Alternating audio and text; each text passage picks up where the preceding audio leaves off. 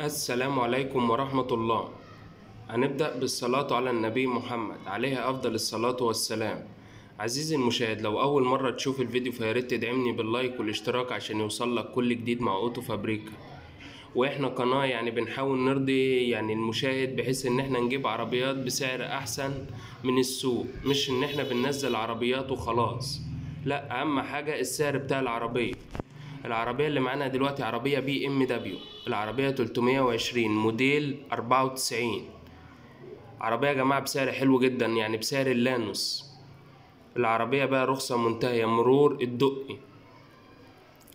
العربية بقى موتور 6 سلندر 2000 سي سي.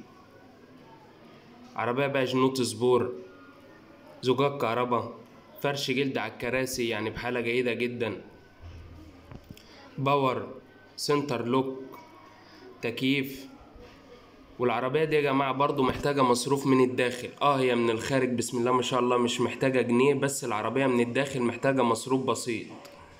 مكنة وفتيس وعفشة وآلات جر بحالة ممتازة جدا. العربية فابريكا دواخل يا جماعة، رش أيمان على كلام صاحب العربية، وإن شاء الله في المعاينة هتبان كل حاجة.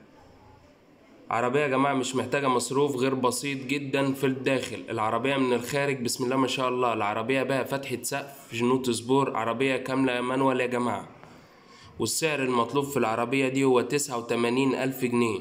ورقم تليفون صاحب العربية أسفل الفيديو. والسلام عليكم ورحمة الله.